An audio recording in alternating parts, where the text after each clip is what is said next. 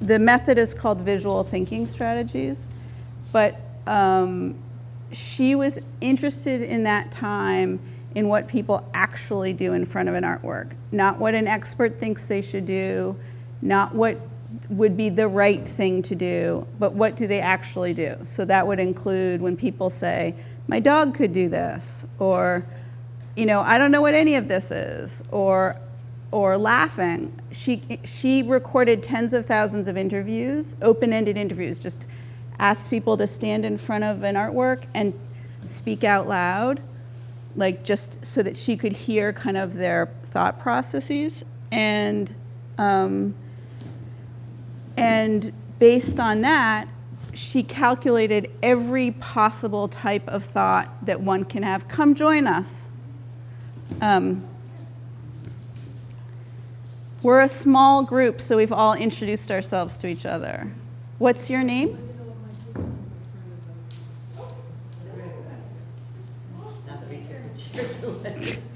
Now we're just giving Jess work all day long, putting. What's your name? I'm Quincy Egginton, and your topic of visual. Well, I've done a lot of research and writing on the topic of visual thinking. So. Oh, that's great. Yeah. So I was just talking about like how I come to this, which is my mom, Abigail Housen. She did research into what people say when they're in front of a work of art. And so she did tens of thousands of interviews and calculated every possible thought unit. Unfinished sentences, laughter, long reveries about the history of art, and sort of laid out where they go in order, which ones go together and which ones go separately. You can come in with your dog if you want. There's another dog in here. No, they know each other. Okay. Do you want a seat over here? Oh, okay. Okay. Okay.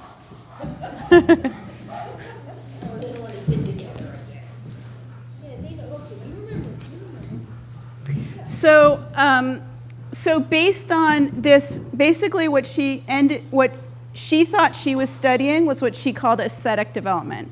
How do ideas about art develop? But over time, so she took that and she said, you know, beginner viewers have limited ways to engage with art, and the more you engage, for people who've spent a lifetime engaging with art, the more ways they have. And she interviewed some of the like big people in the art world in their 70s and 80s talking about art, and it was this rich, like they use their emotions, they use their knowledge, they use their history, they use quirkiness, they use humor, all these ways that they're engaging with artwork, kind of as if they're seeing like a long lost friend. And she was like, what does it look like to get there? And then developed teaching strategies that the sole goal of the teaching strategies was to get more aesthetic development, what she called aesthetic development. How do we move people so that they have more ways to engage with artwork? And she ended up finding she would study the questions you asked. She ended up finding that lecturing is pretty much useless. And did these really interesting studies at the Museum of Modern Art where they would say, we have these amazing lectures, come listen. And people would say they love them, but she'd ask them after you've had the lecture, come tell me what you learned immediately after. And they just would have no idea, nothing. And so after a little while in the 90s doing these studies at MoMA, the head of education quit to start the company that's called Visual Thinking Strategies. That was Philip Yellerman. That's Philip Yellerman, yeah. So, I just became director of Visual Thinking Strategies this month. So, At MoMA? No, it's a separate organization. Okay. But over time, They use your program at MoMA? Yeah, at almost every museum all over the world at this point. Wow. It's huge. It's gone everywhere. And mainly what happens is we're training teachers to move from a kind of lecturing expert model to a facilitation of experiences model. Who are the people in the room? What do they bring, and how do you create learning with what you have? So it's kind of like the bald tools of inclusion. And it was so effective in museums that then it moved out into schools. And over the decades, people have different interests in what they're looking for, but initially, you found that critical thinking skills went up.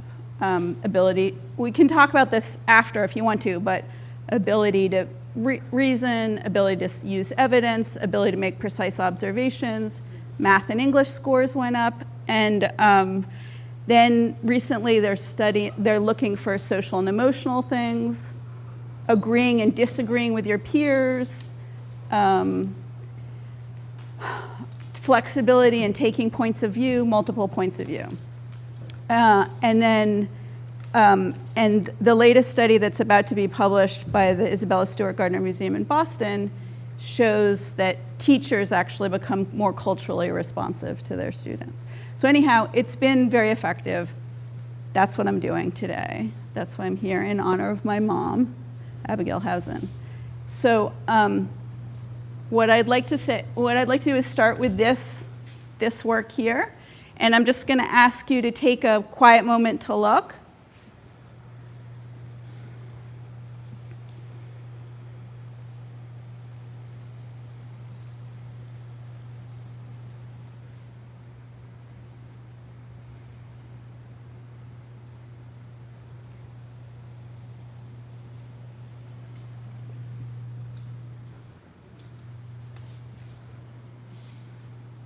All right, so what's going on here? Green.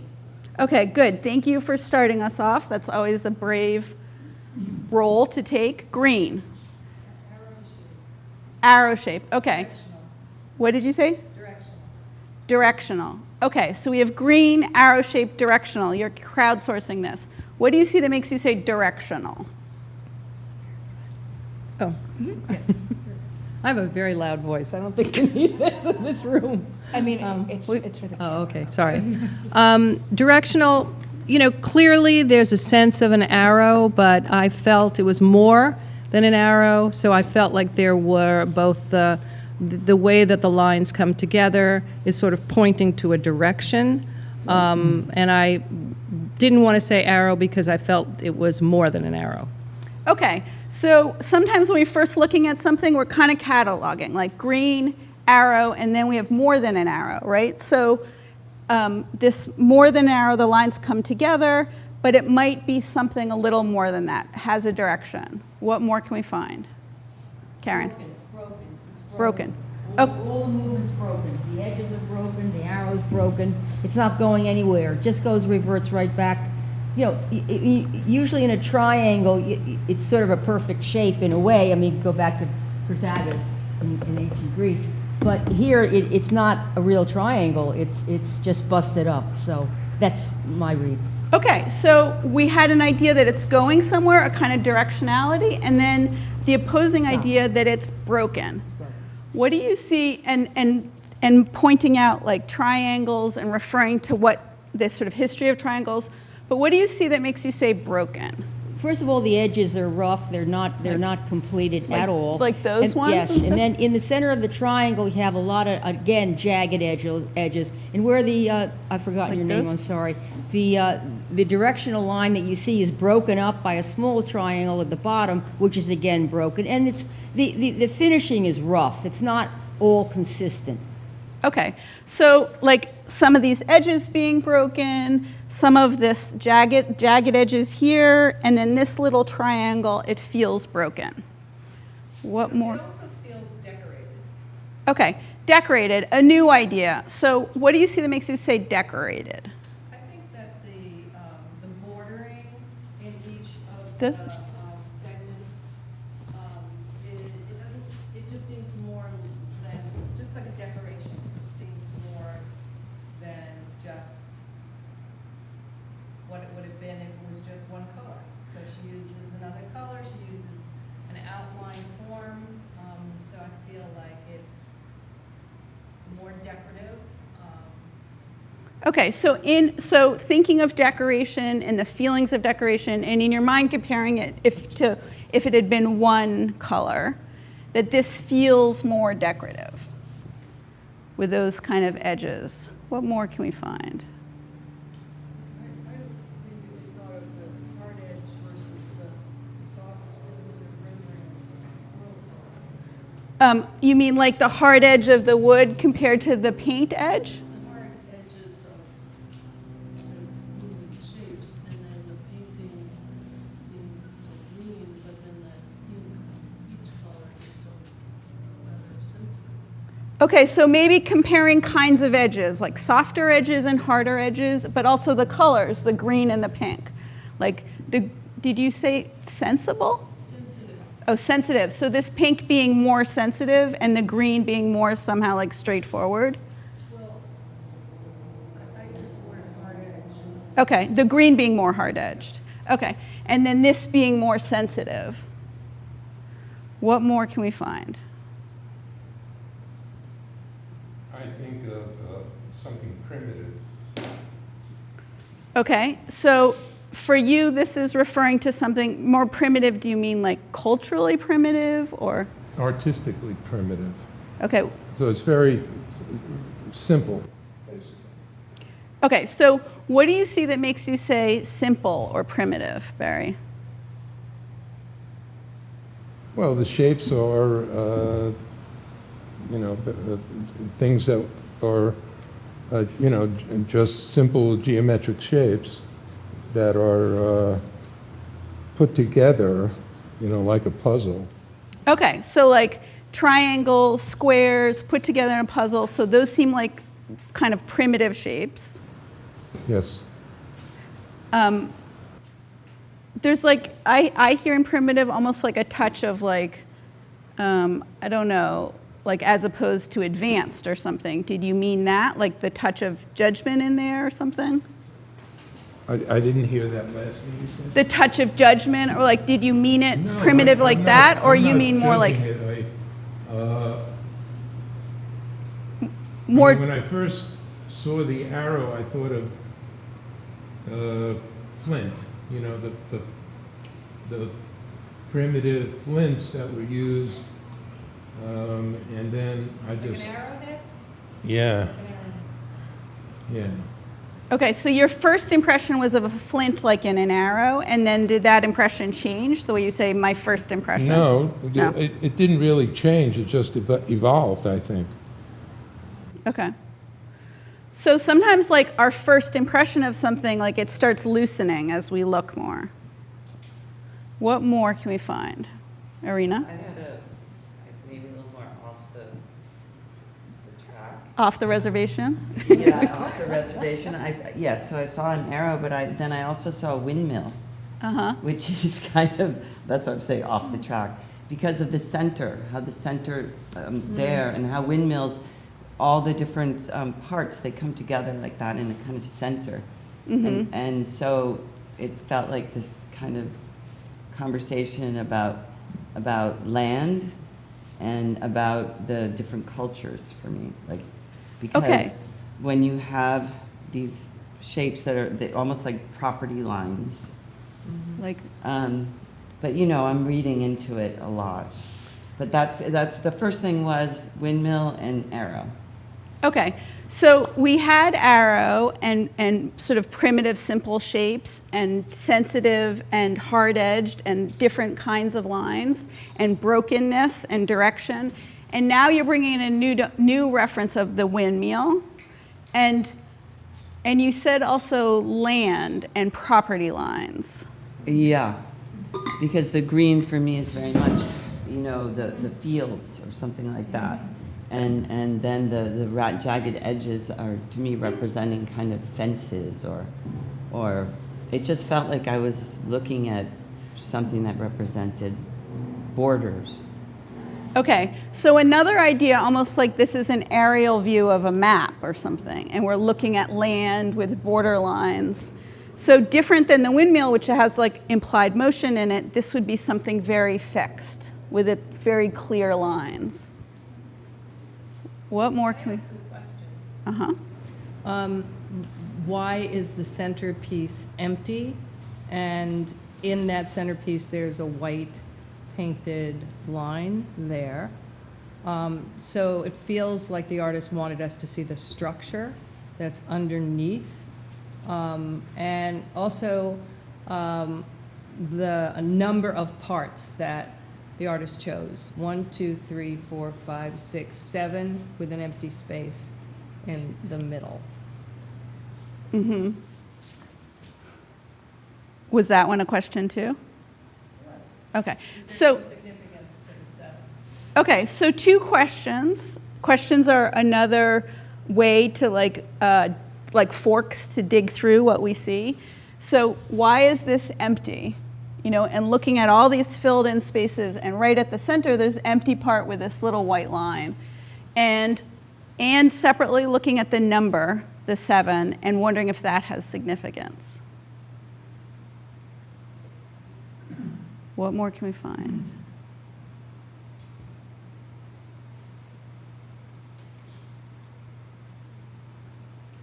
Does this work have a title? Does this work have a title? Yes.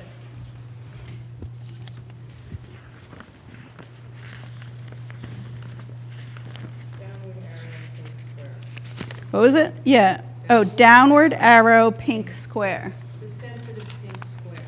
The sensitive pink square is brought out, but it's not called the sensitive pink square. Downward arrow, pink square. So Jennifer, did you want what you wanted to kind of think about the title in relationship to what you're seeing? I was curious about, And the downward arrow is in parentheses, so does that mean pink square has more significance? I mean, it's kind of the opposite. But. Okay, so now we're kind of parsing the title. Downward arrow in parentheses, pink square not in parentheses. But Jennifer, were you responding? I'm not responding too much to this piece. I see it as something that might exist, You know, like a highway sign or something. Like Okay. It could be outside, and it could maybe be noticeable, like it feels graphic, like a big sign to me. Okay, so you said you're not responding. What? Like the farm stand is here. Okay, okay. So it might say farm stand. So for Jennifer, looking at like not feeling a lot of response because it just looks like a sign you might see. And I forgot your name, but you offered peaches here. Bonnie. Could possibly paint on peaches here. What more can you find?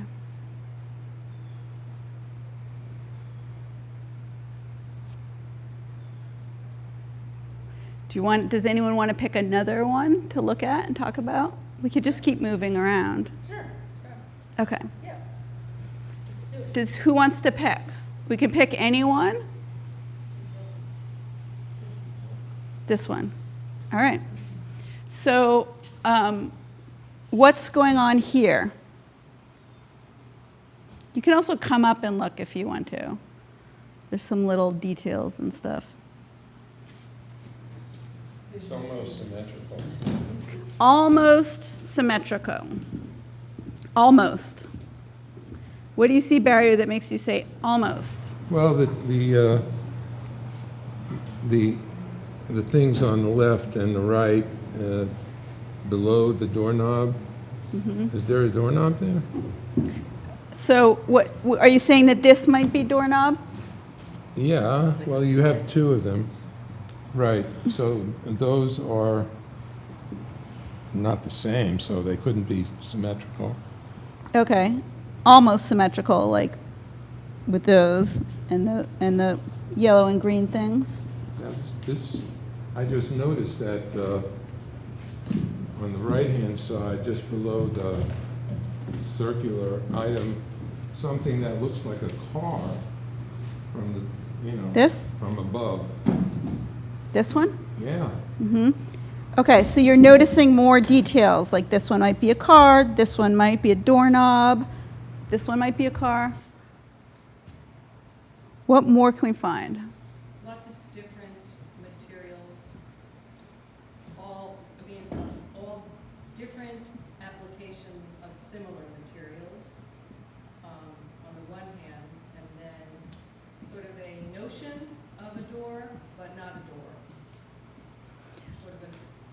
sort of a entry. Okay, so talking about the materials first, like a lot of similar materials, but different applications. And then also kind of symbolically, maybe a door, but like not exactly a door. What do you see that makes you say maybe a door? Just the form and kind of the opening, even in the center. It could be, it's a representation more than anything, and a representation of a handle, and a represent on the purple magenta. It's a little low. It's just, yeah. Okay, so like But not. then there are things in it that are not very door-like. Okay, so. It almost looks like it could be in a pad.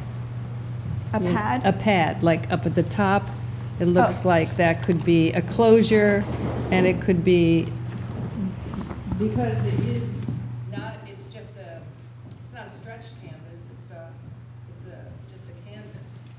So it's almost like it acts as almost a sheet. So it loses its doorness because it doesn't have the heft of a door. But it could be a flip up, sort of opening.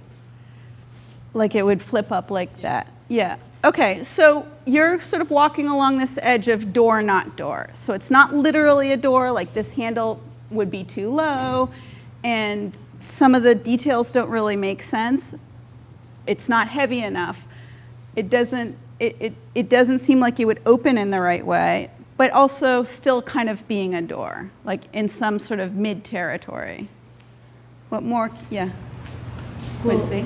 I think the linear screened, or the either screened or painted, no, the lines that are very translucent, very reminiscent of water. And that's what I noticed initially, but then if you're thinking of a door, it's almost like you're looking out at the water. But So if you think of these blue lines as water, that maybe we're looking through the door out to water.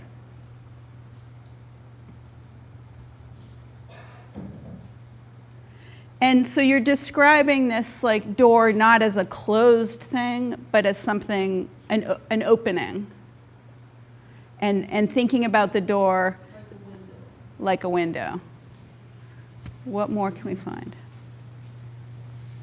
It reminds me of a screen door filled with sand in Morocco, or one of the Arab countries. And you know that it just filled with sand, and maybe you can see out of it, maybe you can't. And I think that the people were poor. I don't know why I'm saying that, but I do, or impoverished. And I think that that's a patch. It's a giant patch screen, so the sand doesn't come in. Okay, so Yeah, because the door is really the only thing that really sticks out in this is that handle. First of all, it's way too low. Maybe it's for a child. I'm not sure. Possibly for a child access, or a dog. I don't really know. but that's what I see. Sand, screen, and then I see the door. Yeah.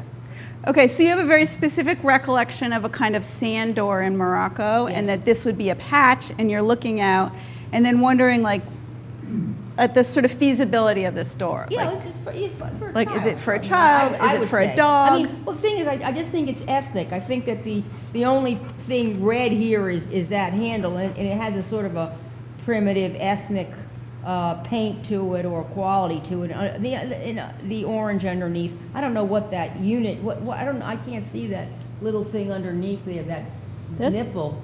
Well, that is. Oh, I this, don't know. Is the that nipple. shells down there? Those shells? So you can come look. That's okay. I'll see it later. So you're looking at these things and kind of wondering what they are, but feeling like there's something sort of ethnic or primitive about them. I do. In addition, those symbols up on the upper right seem like they could be Arabic, I don't know. Okay, so Barry's building on your argument, saying like maybe about the sort of area this could come from, and that maybe this is Arabic, some kind of symbolic system. What more can we find?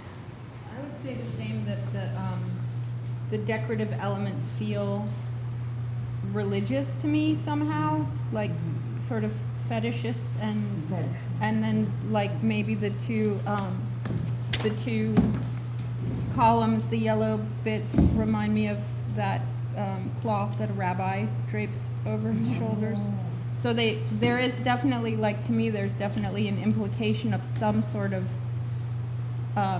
religious iconography or symbology that I don't understand, but I am intuiting that kind of reverence because of those elements. Okay, so you're hearing some of this, like similar category of reference, although different area. Like this might be a rabbi's prayer shawl or something, and that some of these little objects and things feel religious or symbolic of religion.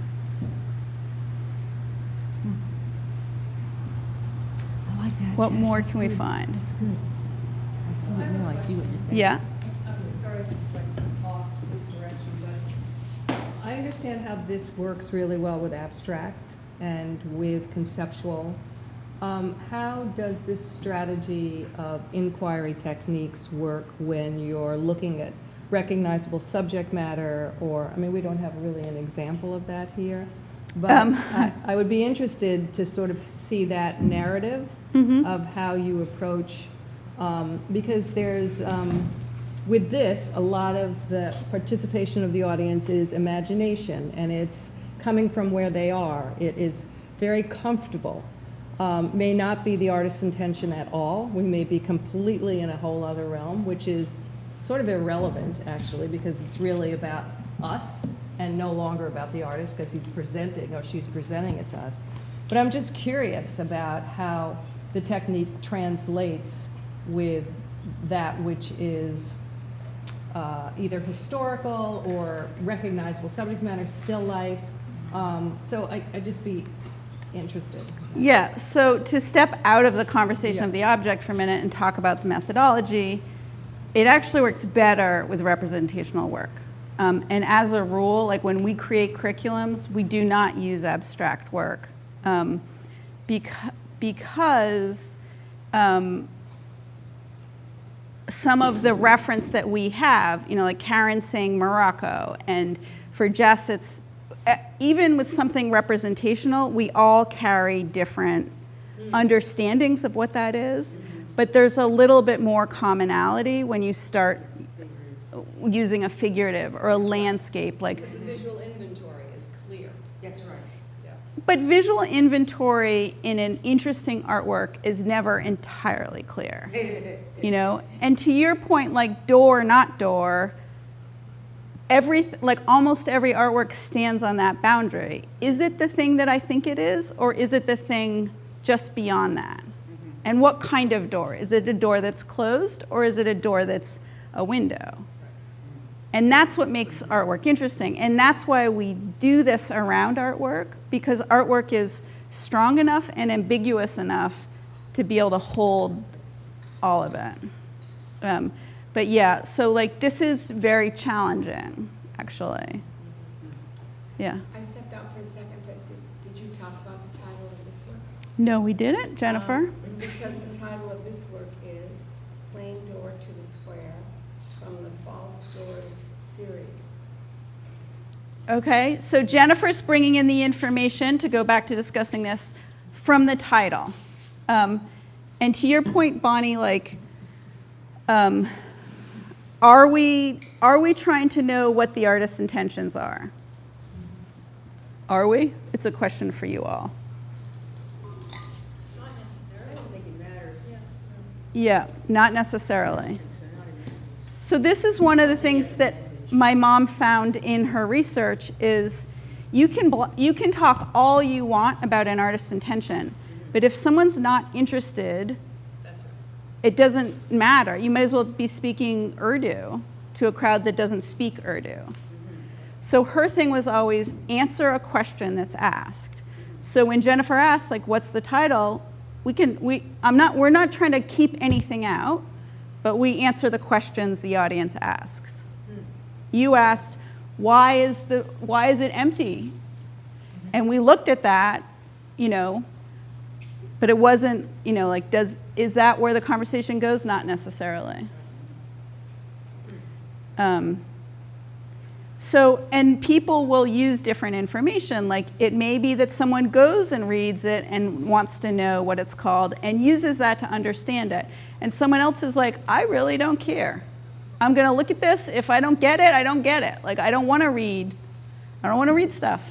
The important thing is that it brings, it allows art to become accessible to a wide audience, and it allows people to feel engaged in that process, and thereby helping them better understand aesthetics in their own lives. So I would agree with everything you said, but the very last part, aesthetics in their own lives. I think that what my mom felt was artwork is in museums, free days, open to the public, but they are effectively closing their doors with the way they talk about it and the way they feel people should think about it. You might as well like slam the doors Yeah, I shut. have to say this because I'm a museum educator originally. That's where I started my museum career. And I would say that when I first started in museums, the curator and the museum educator was completely at odds. But the Philadelphia Museum of Art in the 1970s and 80s was doing inquiry teaching.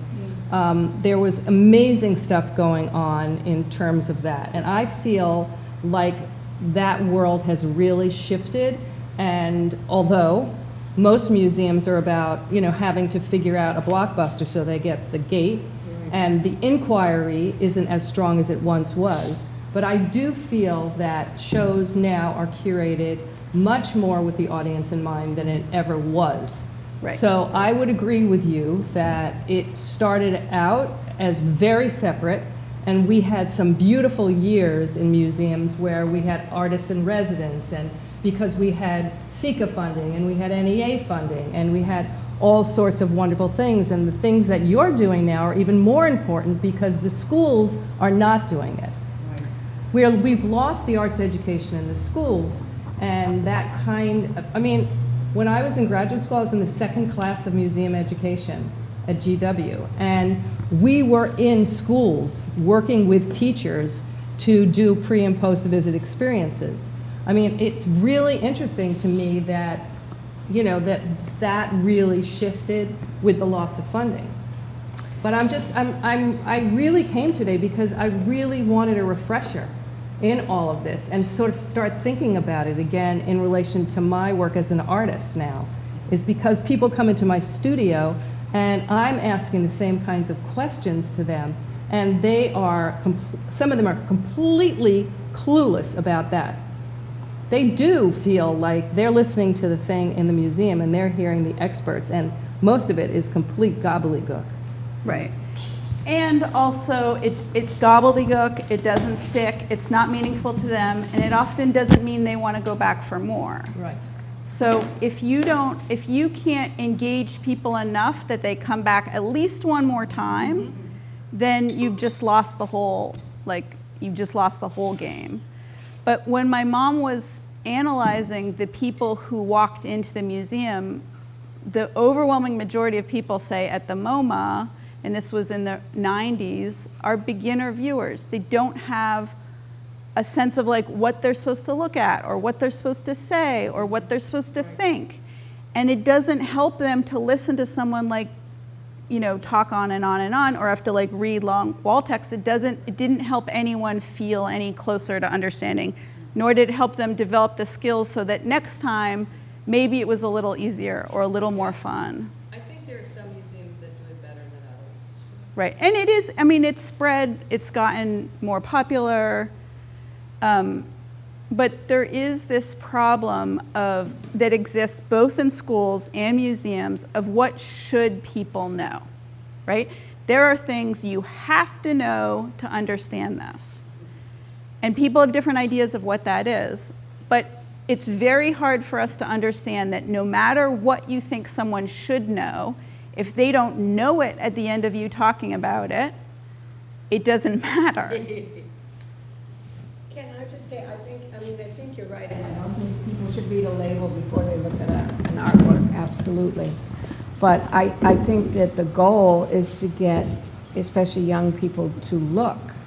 Well, it's And one helping of- you. The important thing is it's helping you to feel closer to the work. Well, it's the because second time they're you having- mentioned it in this discussion, so somehow it helps you, and that's extremely But important. no, I don't want to get hung up on that, because I actually agree more that looking first is important.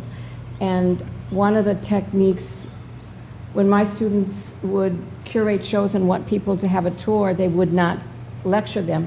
They would have them stand in front of the picture, look at it for 30 seconds, then turn their back and say, what did you see? And everybody saw something different. And then when they turned back, they noticed the thing that their friends saw. But that they're going to remember that much more, that if they were lectured at, this is what this should be. Like, oh yeah, I saw the funny, yellow squiggle in the corner, and he saw the cat's face, So looking is the goal.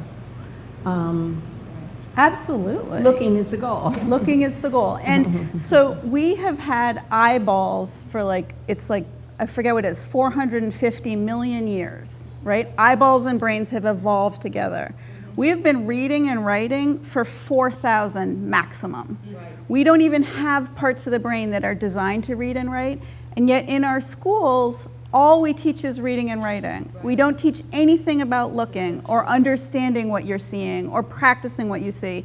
And at this point, I think the latest study said the average attention span, the midpoint, which is the average that's the midpoint, but Barry, you're the math teacher. Like it's the median. No. Yeah, it means a lot of different things if you have a list or what, it Okay. depends what you're talking about. If you take all, okay, whatever. The average attention span is 47 seconds Wow. before we look to the next thing. And has this gone down since Yes, yes, I mean, yes. It goes down, like each year that they start measuring it, it's going down, down, down, down. the attention span? Our, In the schools or in? for everyone, For our everyone. attention span is So- like a, Oh, so- like a fruit fly. Right. Wow. And so I'm actually involved in a study of this in the Boston Public Schools where we're eye tracking students. I'm working with a neuroscientist, and it's very interesting. So I can see as a kid is talking about an artwork, I can see what their eyes are doing. And when I'm doing VTS with them, like I paraphrase what they say, their eyes have to, they go back through what they, like, let's say they were like, I see green, I see pink, I see a rough edge. And when I paraphrase and I say, you're noticing the green here and the pink and the rough edge, I can see their eye go back over. So I've already can see, like physiologically, that I've gotten them to double their time paying attention to at least the things that interested them. And then when someone else in the room is like, when you say, I see directionality, and you say, I see broken, that conflict makes both of you look, makes the whole room usually look again, right? We learn better. Another thing that's very interesting is we've historically had an idea that intelligence belongs in one person, functioning alone, like in your brain. But our intelligence is often social. Like the questions you ask, like when Bonnie asks, why is it empty in the middle? We think about that, which we wouldn't if we were alone, or like whatever it is. If, you weren't saying this, but let's say Barry was saying like, I don't like this one at all. Then that's interesting, a judgment. It's a different, an emotional relationship to something. Karen. I studied art history and, got my degrees, and my first job out of college was at Sotheby's, as I've told you before. Then I went to work with some very famous collectors, and I was an artist model. And what I really learned was that art is a universal consciousness that, as you say, has existed for 4,000 years. So the images that we're seeing today existed back then. And to be able to capture them, you need a collective setting. That's why I enjoy so much coming to your sessions, because it's not often that I get a chance to collectively engage with other people, and it opens my mind. it really opens my mind because I'm so preset. Because I think I'm this, I think I'm that, I'm my knowledge of this, but that. No, I learned so much today from everybody here, and that's universal consciousness. Anyway, that's what it brings And it out. that is Right, something about our brain, like we glance and we assume we know. right, and we don't. And that's like, And we it's don't. so weird Right. that And we don't, happens. Right. And like, 'Cause we're there's snobs. no room Yeah. even for like not even like a completely differing view, but even a slightly different view we don't have room for. Yeah, but that's why I really enjoy your And section. the first one, when you spoke, I was like ready to say, I did research at just even earlier than you did, and I did research for my doctoral dissertation on museum education, and I had one book, so all of my research was original, When was talking- that? I completed my doctoral dissertation in 1980. Wow. And so I interviewed the heads of education at the museums in New York City and wrote about visual thinking. But over time, and teaching art, studio art has been my career, I'm surprised that you're not talking about all the initiatives that do happen in schools, because there are a lot. And I was always aware of, I might not get the name right, but Lincoln Center had a very large program training teachers to engage students to interact with art and not to be judgmental at all, but to ask questions of. I know a lot, you're right, but a lot of those programs lost their funding. Yeah, I agree. Of but course. But I also. And that's continuing to lose their That's right. funding. That's and what we're it's getting really worse and talking worse. about, Yeah. There's- is that- I remember when they funded Klaus Oldenburg. Of course. Remember the public funding back in the Yeah. 80s? Yeah. It was outstanding. Right. I And there's mean, still, But- it's Sorry, hold on. I just did, Quincy, did you finish? Well, yeah, much later, but now it's been quite a number of years, but I taught a graduate course at College in Rochelle on art museum education, and I had the students go to, each class was a different museum with a different focus. So, and my students were really varied, everyone from, art therapy, art, just, really varied. And we were investigating, if you went to the museums, their initiatives were excellent. And, Museum Modern Arts, in my mind, the Metropolitan Museum of Art has always been top of the list. But MoMA also has done a lot, but I understand they've lost a lot of it. But being an art teacher, I don't like to hear that, well, we don't, or we, because I feel like I don't have all those negative feelings. I do think art teachers are trained to ask questions and to listen and let people have their thoughts and take it to another level, and not to, because the reason I got into this art museum education is because other art teachers or the teachers I had, I'd say, well, how come you don't bring a class to the museum? And they were intimidated. That's right. So, I approached the Met and applied for a grant to be able to have an art class come to the museum and look at the prints at the print department, and, and what I was hoping for has happened. Now because they used to be the Ivory Tower, and then they realized they could get funding for education, so then they're like, oh, come, and I'm a member of the Museum Alliance, and now their magazines are, it's very broad what they are trying to do to reach communities. Yeah, and Right? so you're pushing back a little bit on this Yeah. notion that artists weren't doing inquiry, and it might have been a mistake that I made at the beginning. I was saying kind of when my mom first started her research in the late 70s and 80s, a lot of museum education was sort of like, this is what, they were asking like, are you male or female? and No, counting how many people came in. Because that's when I was doing it as well. Yeah, and then there were experts, so like in her thesis, like there's all these like expert citations of what people should think. Like, are people talking about the artist's intention? Are people talking about the materials that the artists use? And she didn't want that filter. She didn't want to have to go through like the artist's materials or the artist's intention. She wanted to start with where people were. And that was her question, was kind of like, what actually happens and what does development actually look like? Not like content, not the learning of content, not that I can cite that Picasso did this in his blue period in this year, blah, blah, blah, but more like, it's not like the what, but like the how. She wanted to work on the how. How do people engage? How do people think? How do we interrogate what we see? She didn't really care what they learned, or later on, like she felt like the focus shouldn't be so dominated by what people learn, but by how they learn and what skills we're teaching and what behaviorally changes as you keep doing what you're doing.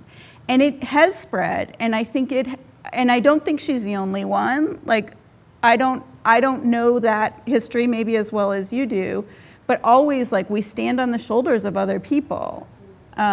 Like we are never coming up with anything alone ever. And so. So we're seeing this debate. Patterson Williams is probably one of the best museum educators in the country and ran the education department at the Philadelphia Museum of Art and runs Denver.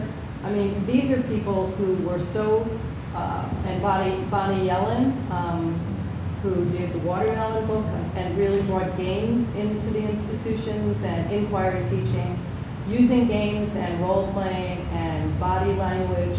All of that was a very important part. But I think the problem right now is really that schools are cutting back. Sure. And that's maybe not New York. I mean, maybe we're still okay. I don't know. But I can just tell you that across the country, they are cutting back on arts funding again. Yeah. We've fought this so many times, and they're doing it again. Yeah. And, you know, Florida, I mean, the governor has decided that he's going to cut art funding to balance the budget. I mean, it's a smidgen of the budget. Yeah. And for what? And that's why I'm saying to you that it's great that you're out there doing this. I wonder if schools are able to pay for your services and how you're getting into the schools and how you're training teachers, because that was a very important part. Marcella Brenner founded, she was Morris Lewis's widow, and she founded the museum education program at GW. And Bank Street had just started at the same time. And, you know, there weren't a lot of books then on this whole process, but there was funding. We were getting little grants from NISCA. We were getting little grants from NEA that allowed us, and CETA funding allowed artists in the museum and the schools. I don't see that now. I really don't, and I really wonder, because those things about critical thinking is so important. Yeah, so Jess is giving me the eye because this organization, VTS, the reason I stepped into the directorship was it was about to go under. Like, we've lost our funding, we've lost our donors. Part of it was like going through COVID and stuff.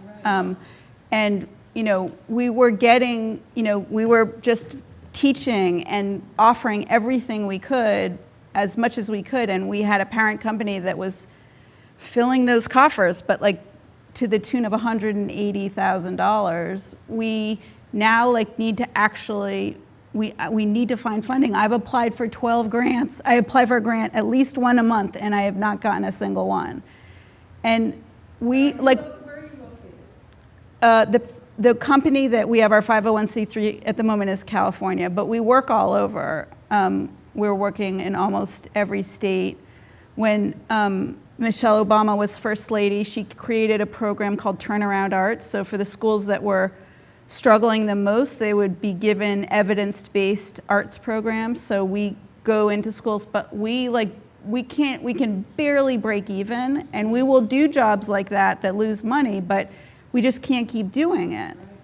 So we're like desperate for, this is part of why I'm like starting to do more talks and talks at the Met, and just because we need to find a way to support it. And this is art education, but it's also just education. Yes. Like at this point, like our culture has so deteriorated its understanding of what art education is. It's as if we're teaching like, I don't know, finishing school watercolor techniques or something, you know? And not like that we're teaching like... Contemporary art has changed dramatically as well. True, but like a lot of people say that for kids today in college or in high school, they will have a job that doesn't exist right now. So our education has to train a generation without knowing what their job will be.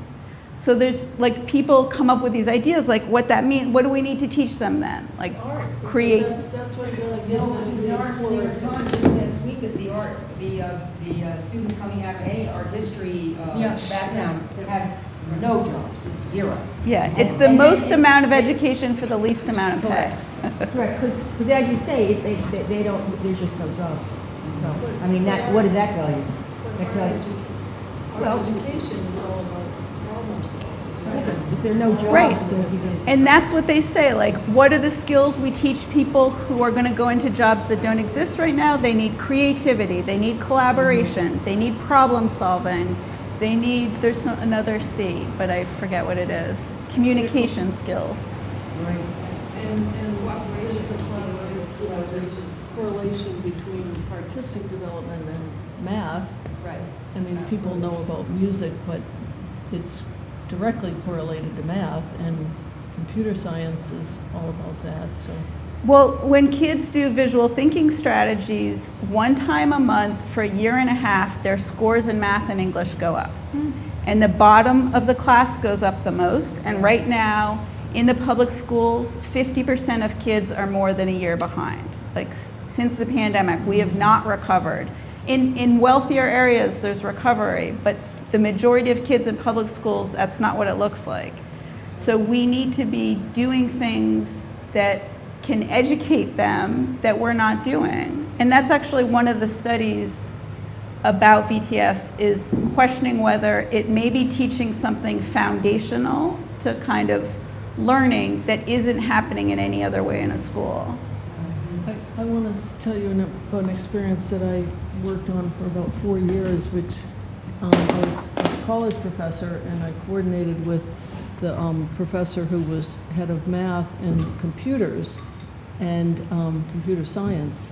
And we team taught a course for art majors and computer science majors.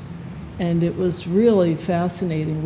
We researched for 2 years, and then we started teaching, and it was so interesting how I mean, it's kind of obvious if you say it, that the art student was intimidated by we were doing programming, but the computer student was really intimidated by the art process.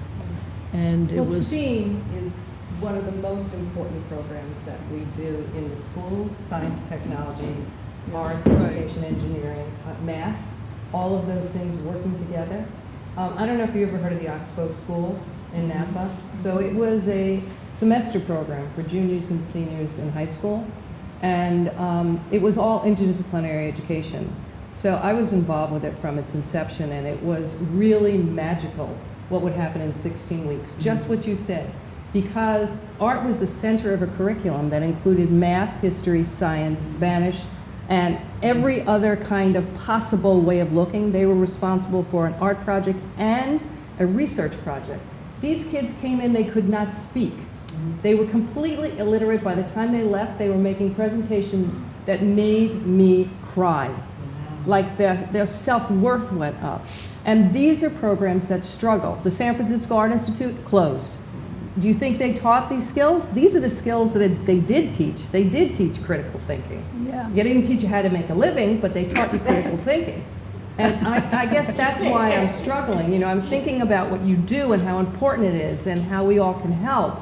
And it's just so now, I mean, it's not just SFAI, it's the Pennsylvania Academy, I mean, it's all these schools, these art schools closing.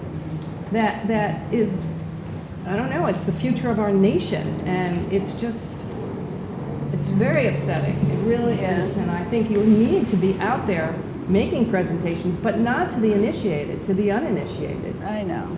I'm working in the Boston Public Schools. I'm working in East Haven with a superintendent there. We work in California. We work with our turnaround art schools. Like, we work with, at the moment, we're working with 11 museums. I mean, we do a lot of work, and we do online training. And actually, Quincy, to your point, there was just someone in the training who was a coder and was doing like visual thinking and coding at the same time. But it's but a lot of times it's in the private schools that are really it's become an issue of privilege. It is. Like, if you're privileged enough, you get to talk about art and look at art and feel comfortable with it. And if you're not, like, and you go home and your mom's done her third job of the day and she's like, have you eaten and can you go to sleep? Like, and so, and actually with VTS in the schools, you do see the kids at the bottom of the class change the most. Right. And we're hoping to start a study on English language learning students. But Do you think music is more accepted as an essential? I mean, you know, all of us when we were growing up, you know, there were instruments. You got a clarinet. I wanted a flute. I got a clarinet. But you know, had exposure. I just wondered if music was any more accessible in the public schools. I mean, when I hear about cutting, it's really cutting across the board. But I just wondered if there's a way for you to kind of work into the listening skills, because that's what you're really teaching. You're teaching listening skills. It would just be interesting to have it be interdisciplinary. I wondered if that would open up any avenue for you. I mean, we've worked with like scientists. And do people want to move outside? It's so hot for a second, just to cool down.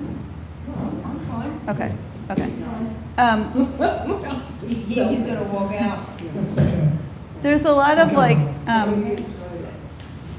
it's VTS is useful in science, and actually a bunch of studies were done, and now there was in medical schools using VTS with doctors, and now like Harvard started using VTS this past fall. It's like an official class for freshman medical students, because when medical students start talking about artwork in this way, and they're asked, what do you see that makes you say that, and they look closer, they found that they make better diagnoses, they talk with their patients better, and they use more language in describing what's wrong.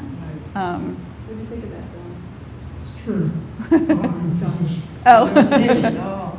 Who's very interested in the arts. It's, I was teaching all the time too. You were. Yeah, part-time. Practicing, teaching. And the type of people that go into this have changed enormously.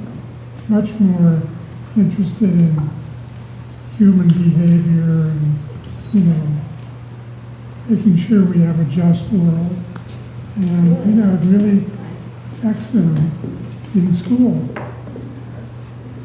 And that's different? I mean, it's different because it's gotten much more prone to watching out for that, making sure people get social education as well as education on what nerve that is, running down the body.